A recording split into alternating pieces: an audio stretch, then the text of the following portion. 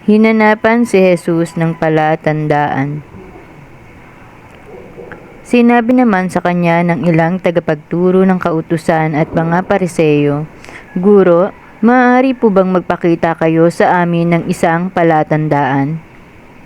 Sumagot si Jesus, "Lahing masama at taksil sa Diyos. Naghahanap kayo ng palatandaan ngunit walang ipapakita sa inyo maliban sa himalang nangyari kay Propeta Jonas.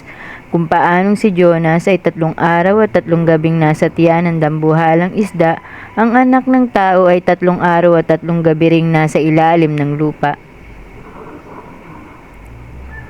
Sa araw ng paghuhukom, tatayo ang mga taga-Nineve at sasaksi laban sa lahing ito, sapagkat nagsisi sila matapos pangaralan ni Jonas, ngunit higit pa kay Jonas ang naririto.